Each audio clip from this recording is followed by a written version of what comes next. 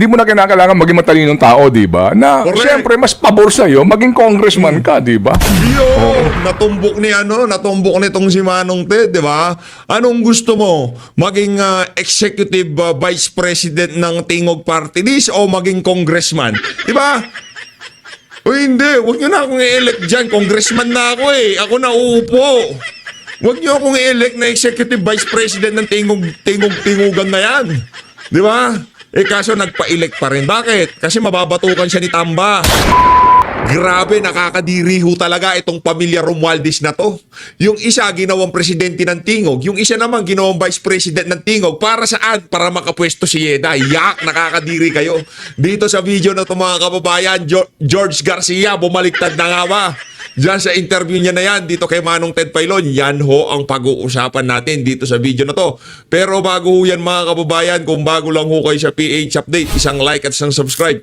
Masaya na ho tayo dyan at sa mga gusto sumali sa ating community, yung joint button nandyan lang ho sa baba. Isa ho sa mga pag-uusapan natin dito sa video na to, yung nangyaring interview na yan, itong si George Garcia, dito kay Manong Ted Pailon. Kaugnay pa rin ho sa iskandalong kinasasangkutan nitong si Yeda Romualdez. Anak ng tokwa, talagang ginawa ng paraan para makapwesto. Alam nyo ho ba, ang pamilya Romualdez, ilang seats na ho ngayon dyan sa House of Representatives? 3 na ho mga kababayan. Ganyan ho sila, kawalang delikadesa. Heto na ho, umpisaan ho natin ang ating talakayan sa pagpapaalala sa ating mga kababayan. Kung nahihirapan ho kayo mag-subscribe, iscan nyo lang ho yung QR code na yan sa baba para umabot na ho tayo ng 928,000 subscriber. Palakpakan, konting push na lang. Ang makakapag 928,000 subscriber sa atin merong hug and kiss galing dito kay George Garcia. De, joke lang. Eto na.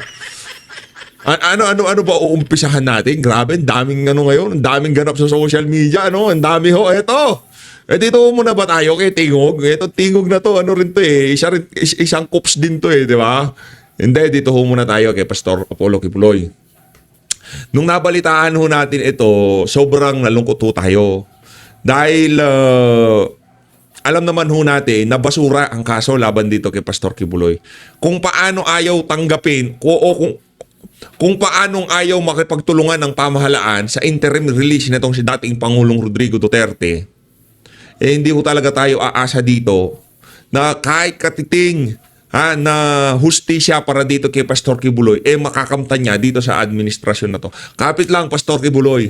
Kapit lang ho dahil darating din ho yung panahon na kung saan wala na hong makakapigil sa hustisya dito sa bansa na to. Ang ngayong mga panahon na to, mga huwes, imagine, Korte Suprema nga di ba? Doon sa petisyon para i-declare ang unconstitutional itong budget ng 2025, mapahanggang sa ngayon, wala pa rin tugon ng Korte Suprema. Yung oral argument para doon sa, ano ba nangyayari sa Korte Suprema natin? Wala na, yung itlog ba nila, nasa lalamunan na nila, ganon? O kung ang mismong Korte Suprema hindi makakana dito sa administrasyon na to, panigurado ho tayo dito sa kinakaharap na pagsubok na itong si Pastor Apollo Kibuloy. Hindi ho siya makakakita ng hustisya kaugnay diyan sa mga kasong kinahaharap niya na kung saan alam naman natin binuhay lamang ho para lamang meron silang magamit para maipakulong itong si Pastor Kibuloy. Alam ko dito sa PH Update, karamihan ng mga kasama natin dito ngayong mga panahon na to naliwanagan na lahat ng aligasyon, akusasyon o paratang dito kay Pastor Kibuloy pawang konektado sa politika. Dahil isa ho siya sa mga masigasig na taga-suporta nitong si dating Pangulong Rodrigo Duterte. At kung itong si Pastor Kibuloy nasa piitan siya, nakikita ho natin ngayong mga panahon na to, hindi ho niya pinababayaan at iniiwan ang kanyang kaibigan itong si dating Pangulong Rodrigo Duterte. Kung gaano katindi ang suportang ibinigay niya dito kay dating Pangulong Rodrigo Duterte, tayong mga taga-suporta ni Tatay Digong, ganun din ho ang ipapakita nating suporta dito kay Pastor Apollo Kibuloy. Magpangatatag ho kayo dyan, Pastor. darating din ho yung panahon na ika nga mailalagay na sa tamang pwesto ang mga bagay-bagay. At ngayong mga panahon na to, 3 taon na lang naman magpe-presidente na si VP Sara. Makikita ng kung doon sa kaso nitong si Dilima na kung saan merong mga ebidensya, witness at napakarami pa nagpapatunay na talaga di umano may kinalaman siya sa mga nangyayaring lutuan ng pulburon diyan sa Bilibid. Kayo ho yung mga pinagsalita sa Senado nagbaliktaran na dito pa sa kasalukuyang administrasyon itong si Marcos Jr. Naniniwala ho tayo na magkakaroon ng hustisya ang nangyayari na to kay Pastor Apollo Kibuloy ngayong mga panahon na to. At makakalaya siya kung sakaling ika nga ang ating hudikatura hindi na magpasakal dito sa administrasyon nitong si Marcos Jr. Kita naman ho kahit sa Supreme Court, di ba? Ang dami hong petisyon na nakasalang dyan ni isang oral argument, wala pa rin tayo naririnig. Kailan tayo nakarinig ng oral argument? Kailan? Last year pa. Ano ho yan? Kapit lang ho, Pastor Kibuloy. Yung petition for bill na yan, talagang ano ho yan, kumbaga pipigilan ho yan ng mga walang iya sa pamahalaan nitong si Marcos Jr. Ano pa ho? Ay naku, ito, mamaya ka na mangga. Mamaya ka na mangga. Ikaw talaga, oo. Dito ho muna tayo kay DPWH. Eto na nga ho ba sinasabi natin, imbis na itoon ang resources ng pamahalaan para mag-rescue, mag-deliver ng relief, tulungan ng mga local government na mailikas ang ating mga kababayan, ginagamit ho nila ang resources ng DPWH para mag-plaster ng tarpaulin nitong si Bangag sa susunod na zona. Yan ang ano ngayon. Yan ang realidad ng administrasyon ni Marcos Jr. Diba? Napakawalang hiya. Kita nyo naman mga kababayan. Halimbawa na lang, yung truck na yan. Imbis na gamitin yan para paghakot ng mga relief goods, pangtulong sa mga kababayan natin, pangtulong sa mga na-stranded ngayong mga panahon na to. Anong ginawa nila? Isinakay nila yung mga tarpaulin ni Bangag para sa zona at ginagamit pang plaster ng tarpaulin. Ganyan ho ka insensitive itong administrasyon na to. Sa kasagsagan ng napakalakas na ulan, kitang-kita naman na napakaraming nai-stranded, nahihirapan, yung resources ng pamahalaan at talagang itutuon pa nila dito sa mga walang kwentang bagay na kagaya nitong paglalagay ng tarpaulin nitong si Marcos Jr. para sa kanyang zona. Ano ba yan? Yan na nga ba sinasabi ko? Yang politiko pa na yan pag may-ari na ni Martin Romualdez. Alam nyo ba mga kababayan? Ano lang yan, 6 minutes ago lang ho yan mga kababayan. Literal. Isang beses lang nagpakita ang truck ng tingog. Ang politiko, mabilis pa sa alas 4 na makareport. Yan na nga ba sinasabi ko? Kaya kayo napaghahalata politiko na hawak kayo sa liig ni Tambaluslos. Kasi mga kababayan, kung yung tingog-tingog na yan, nasa warehouse pa, nagkakarga pa lang ng pagkain, itong office of the Vice President, siguro pa yan nung Sabado pa, nag-iikot-ikot na. Nagbibigay na ng tulong, kitang-kita nyo naman ho yung mga volunteer at yung mga pinamimigay ho nila, hindi basta-basta talagang, kita nyo naman ho yan mga kababayan. Binibigyan ho nila ng dignidad yung mga kababayan nating makakatanggap ng pagkain, relief goods o kung ano man ang mga bagay-bagay na galing dyan sa Office of the Vice President. Di kagaya dyan sa MR Tingog, anak ng tokwa, tingnan nyo mga kababayan kung hindi napakalaking ogag ng na yan, ng politiko. Nasa warehouse pa, warehouse siguro yan, hindi natin malaman. Let's say nasa nasa evacuation evacuation center. Tingnan nyo naman mabilis pa sa alas 4. Si VP Sara, Sabado pa lang namimigay na ng libreng sakay, namimigay na ng pagkain, namimigay na ng kung ano-ano.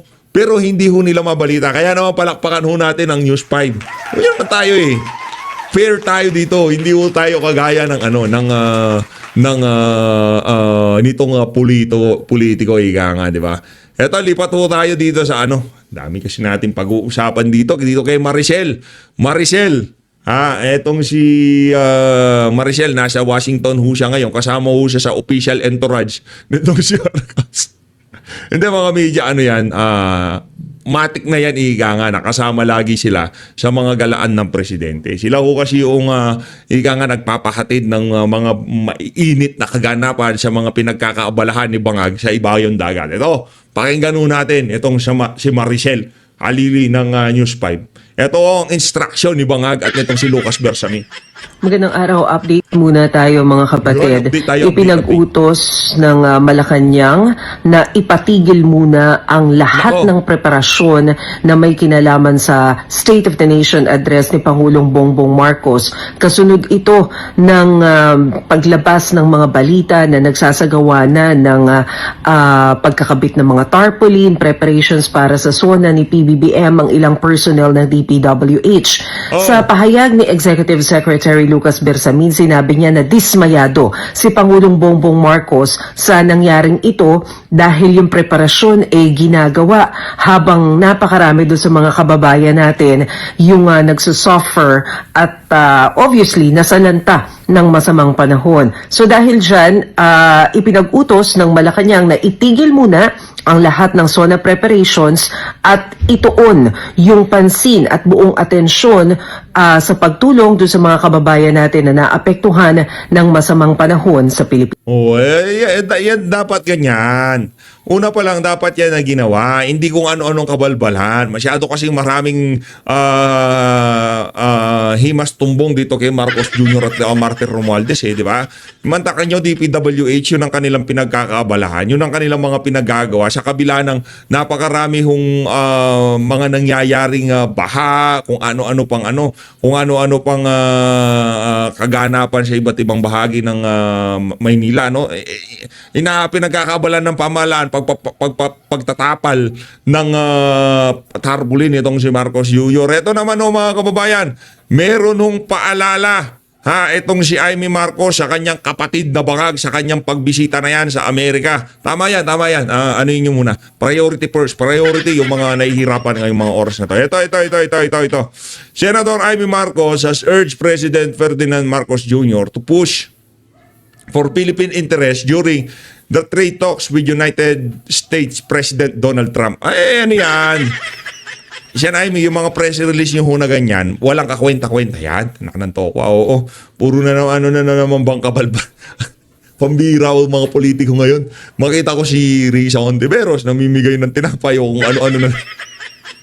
Walang gustong magpauli. Lahat ng gusto maging presidente sa 2028, kahit ayaw sila na sambayanan, todo sa pag-iepal, di ba? Pero yung walang interest na tumakbong pagka-presidente, tahimik lang sa kanilang mga mansyon, higa nga, di ba? Nandun sila sa kanilang mga higaan, naka-D4, nag-Netflix, at di ba? Ganyan lang naman sila. Pero yung mga gigil na gustong tumakbong presidente, kagaya ni Romualdez, itong si,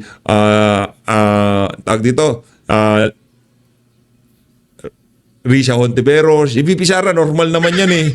Walang bagyo, may bagyo. Merong libreng sakay, merong tumutulong talaga sa mga... Kaya hindi ko tayo nagtataka eh. Kumbaga, uy, si VP namimigay, hindi, normal lang yan. Uy, si VP may libreng sakay, hindi, normal lang yan. Kahit walang bagyo, okay lang yan. Ni VP Sara yan. Pero yung dalawang nabanggit natin na yun, talagang palong-palo. Alam na yan, pagkaganyan, di ba? Pagdating dito kay Amy Marcos, siyan, Amy... Ito ho, ika nga, friendly reminder from PH Update. Hindi nyo na ho kailangan mag-press release ng ganyan. Ika nga, alam na ho ng sambayan ng Pilipino kung gaano kabangag ang kapatid nyo. Kung yung mismong batas nga, hindi nila sinusunod, ano pa kaya yung paalala mo sa kapatid mong Bangag? Anak ng tokwa, yung batas nga, di nila sinusunod, di ba? Sabi, pagka merong nasasakdal, iharap sa korte. Anong ginawa? Pinasakay ng aeroplano, dinala sa The Hague, Netherlands. Walang passport, walang kung ano-ano. Gano'n, hindi nga nila sinusunod. Sinabi, dapat ang tao ng budget ang pinakamataas, Department of Education. Kahit na hindi Department of Education, pinirmahan pa rin.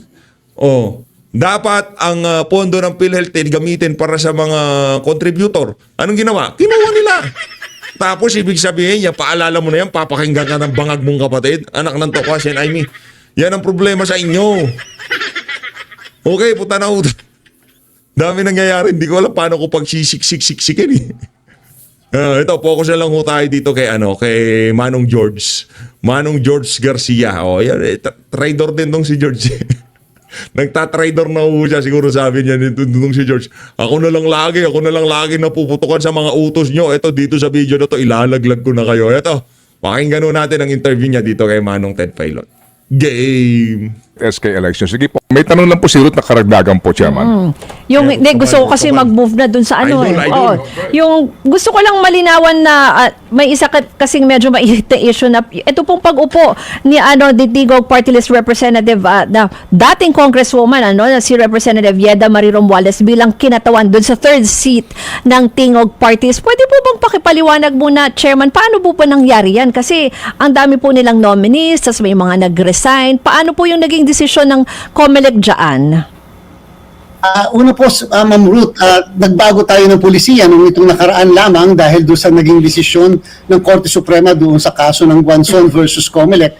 Dati-rati po, Ma'am Ruth, Sir Ted, 5 lang ang pinapasubmit ng COMELEC ng nominees. Ay, yung nangyayari po kasi, after the election, kalimitan, lalo't nanalo yung party list, nagre-resign yung lahat at pagkatapos nagsasubmit ng panibagong 5 na mga nominees. So para po mapigilan yan, ang ginawa po natin, kahit walang legislation, nagpasubmit lang po tayo ng 10 na nominees at ang sabi po natin, kung sakasakaling may magre-resign sa 10, hindi po kami papayag na magkakaroon ng palitan sa 10 na yan sapagkat yung pong 10 ay permanent na nalisa. Maliban na lang kung yung pong nawala ay namatay o na-disqualify, in which case papayagan namin yung palitan para po mapigilan yung nangyayari noong nakaraan. Remember po, Ma'am Ruth, Sir Ted, yung po lang ang pwede namin gawin base sa aming pag-aaral kasi hindi namin pwedeng baguhin kung ano yung umiiral na batas. Ngayon po, yung naturang party list, nagsubmit po sila ng 10. Tama po, yung pong former Congresswoman Yeda Romualdez ay number 6 sa kanilang listahan. Yung pong number 3 ay Calatrava, kung hindi tayo nagkakamali. Pagkatapos yung number 4 at number 5, nagkaroon po sila nung tinatawag na assembleya na naghalal po sila ng mga bagong officers. Yung pong number 4 at number 5 ay nahalal bilang Executive Vice President at yung number 5 naman ay nahalal bilang Vice President. And therefore, nakalagay po sa kanilang Constitution and Bylaws na kapag ka nahalal bilang opisyal, hindi pwede maging Natawa yung mga nasa background anak ng toka. Ang galing nilang mag-ogre. nominado bilang nominee ng party list yung naturang mga opisyal ng kanilang party list. Yun naman pong number 3 ay nag-resign naman po. Kung kaya po yung number 6 ay kinakailangan tumaas as number 3. Take note, wala po itong substitution, wala pong nagbago doon sa listahan ng 10 kung hindi yung pong number 6 ay tataas. Kaagad po kami nakatanggap ng sulat o ng liham. Galing nila, di ba? Galing mo nila. Hindi pwedeng tumaas ang ginawa. Ito. Kayong dalawa na nasa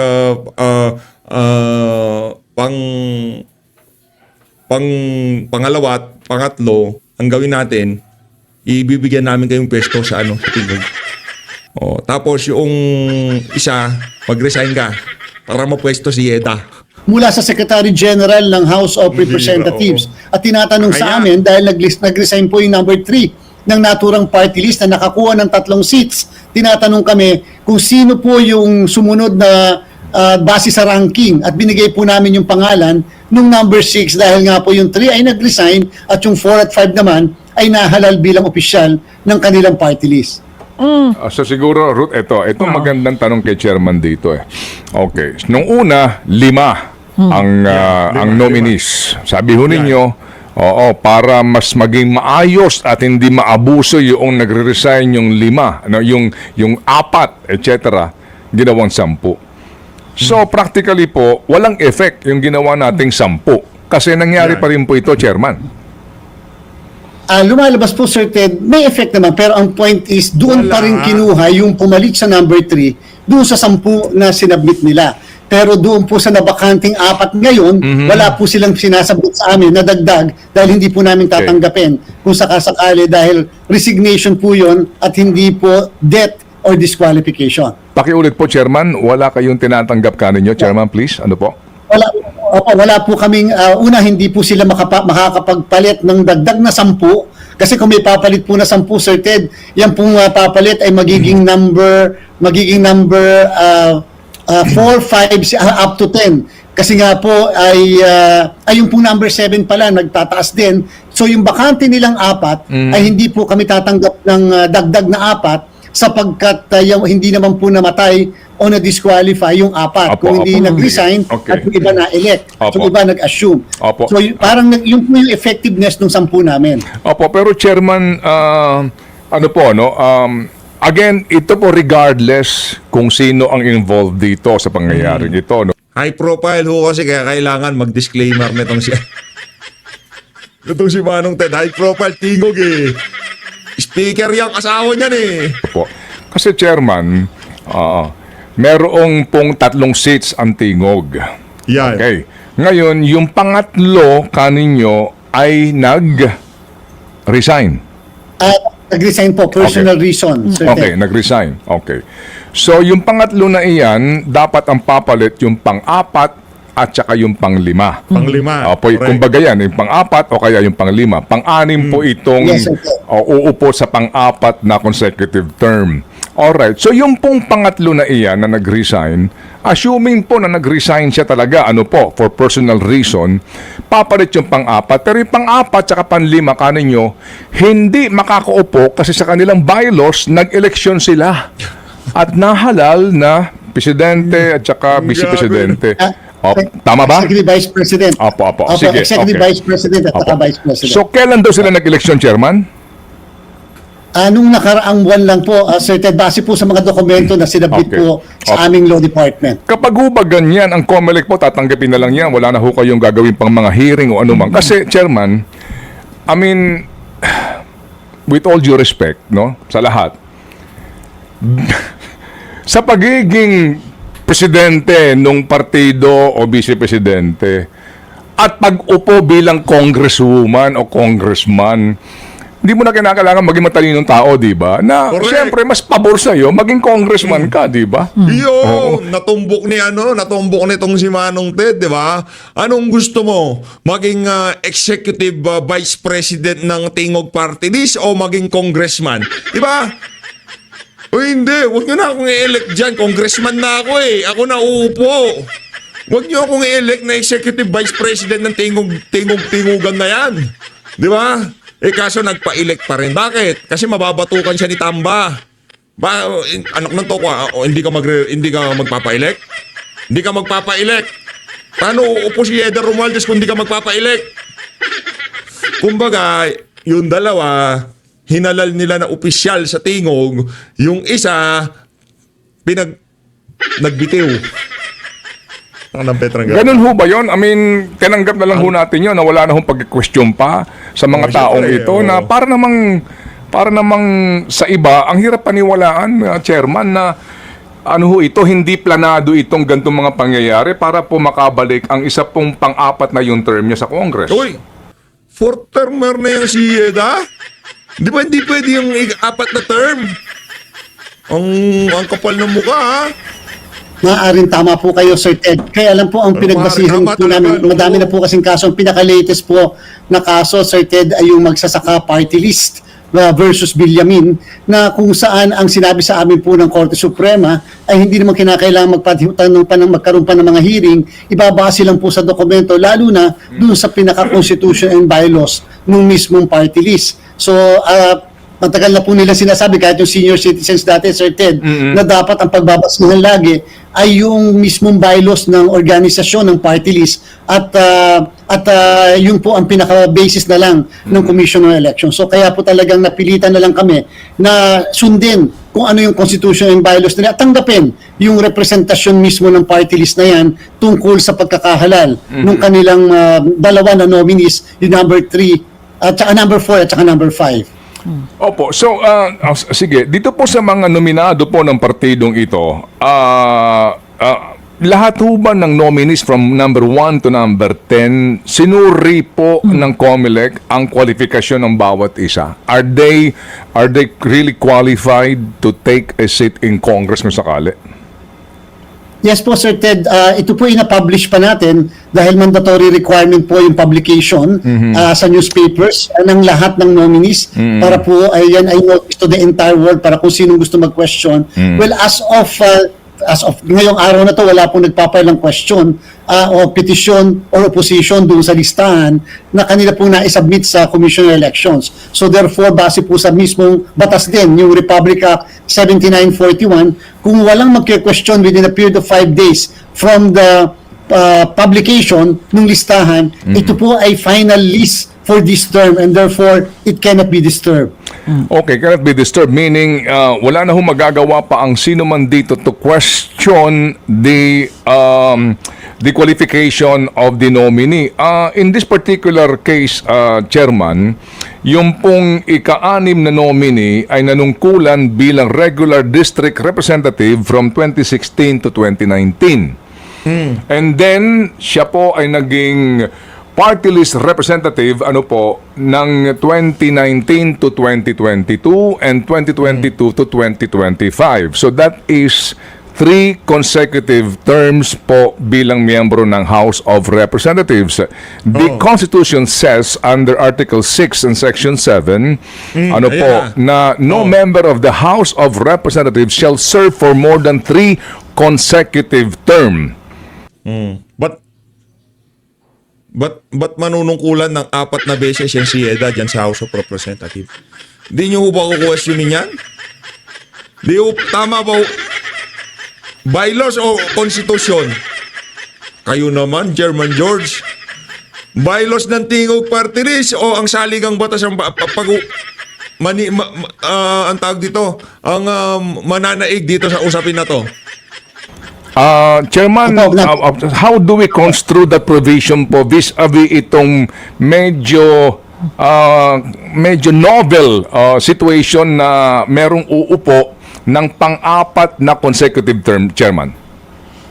Napakaganda pong issue yan actually talaga, Sir Ted. Una, para sa kaalaman ng lahat, wala pa pong desisyon ng Korte.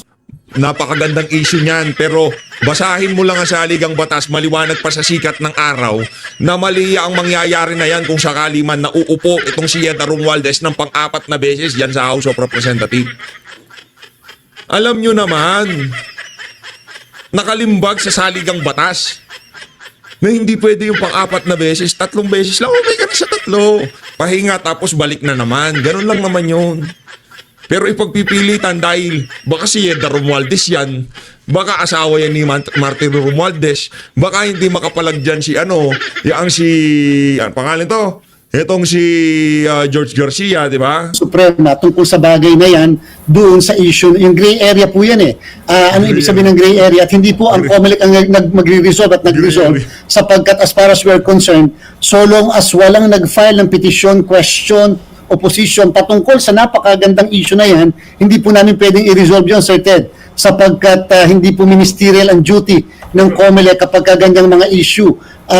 At yan po'y kinakailangan may mag-file ng petition. Ngayon po, pwede may mag-question dyan sa House of Representatives Electoral Tribunal dahil sa magandang novel issue na yan. At number 2, para po sa kaalaman ng lahat, meron din po kasing desisyon ng Korte Suprema, yung kaso ng Booking Morales versus the COMELEC, na kung saan, Sir Ted, sinasabi, para pumasok ang 3 consecutive term, ay hindi lamang it pertains to the same position, dapat po ay same constituency. Magandang issue.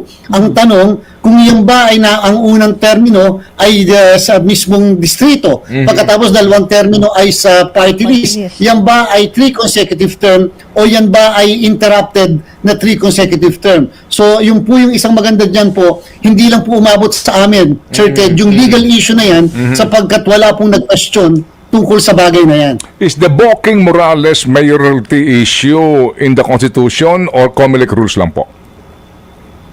Bali po lumalabas po yun yung interpretasyon ng saligang ng Supreme Court sa kaso sa Article 10 ng Constitution, which is, tama po kayo, Sir Ted, yan po ay mayoral position. Wala pa po kasing nadidiskusyon ng Supreme Court patungkol sa mga congressional position tungkol sa issue ng what kind of constituency para po mag-refer sa 3 consecutive term. Okay, so meaning po, Chairman, kayo po sa COMELEC, nung na-publish ito, naghain sila ho ng listahan ng mga nominees, purely ministerial lang po naging function po ng commission dito, kaya po wala na ho sa inyo, among you members of the commission, nag-discuss dito at nag-usap-usap tungkol po dito sa kwalifikasyon po ng kanilang 6 nominee? Wala, tama po kayo Sir Ted, at yung po yung kadahilanan kung bakit meron kayong isa dati na na-feature na isang party list, may nag-question po doon sa number 1 nominee na kasalukuyan hanggang ngayon, maaaring hindi nanalo, ay amin pong dinidinig ngayon, katatapos lamang ng hearing, dahil po may nag-question, may nag-oppose, may nag-petisyon laban doon sa nominee na yon. Okay, may tanong ka ba, Yung, Ruth? yung kasi napapag-usapan talaga natin yung legalities, di ba? Yung technicalities. Na tama naman na bumabalik din ikaw manong sa Constitution and even yung sinasabi ni Chairman Garcia. Pero naalala ko kasi, Chairman, dati nung in-announce nyo, no, na from 5 nominees, magiging 10 nominees. Kasi nga, ina-avoid natin yung binanggit na rin ni Manong kanina na maabuso yung ganyan na parang nagsasubstitute. So, ginawa nyong 10 para mahaba yung listahan, para hindi nga po agad-agad makakapag-substitute. Pero nangyari pa rin to kasi biglang 3 yung nawala dun sa 10 eh. So parang talagang na-defeat po yung purpose. Yung nakikita nyo lang po na naaabuso pa rin, in a way, parang naaabuso pa rin po yung sistema eh. Ano po ang tingin nyo dyan? Kasi kayo po maganda yung idea nyo noon na pinalitan nyo from 5 to 10 eh.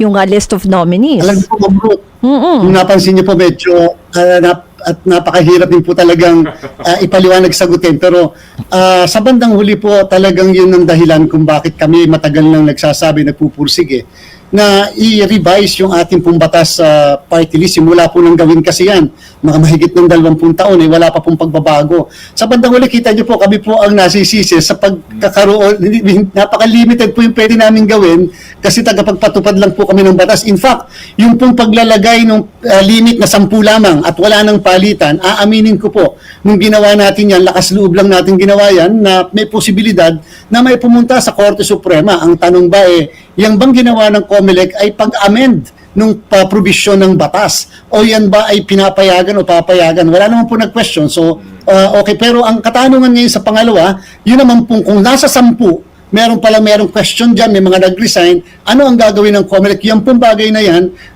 mukha po talagang kakailanganin ng amendment ng batas sapagkat yung Section 16. Hindi, ano pa lang, malinaw sa saligang batas, di pwede yung pang-apat na pag-upo ng toko. Nung Republic Act 7941, yan po yung batas natin sa party list, ay nagsasabi na yung mismong ranking ay isang final list na sinasubmit sa COMELEC kung wala magke-question. At kung magkaroon ng vacancy doon sa mismong seat, ay kukuhanin doon sa 10 o sa 5 na naisubmit sa Commission on Elections. And therefore, tali po kami dahil specific provision yun mismo ng batas natin. Parang naisahan naman kayo doon, Chairman. Okay lang, magpapaisa si chairman, syempre. Ma'am Ruth Cabal, alam nyo, magpapaisa yan. Hindi sila naisa, nagpaisa ho talaga sila. Ayun na nga, dito na ho tatapusin ng ating reaction video, yung frustration ng mga naging interview dito kay George Garcia, dyan sa nangyayari na yan, dyan sa House of Representatives. Kay isa ho tayo dyan. Bakit? Paano nangyari, di ba? Walang delikadesa at makapalang mukha ng mga Romualdez na yan, kaya ganyan. So, guys, maraming salamat ho sa pag-support sa Pitch Update. Mag-ingat po kayo lahat. Mahalin natin ng Pilipinas.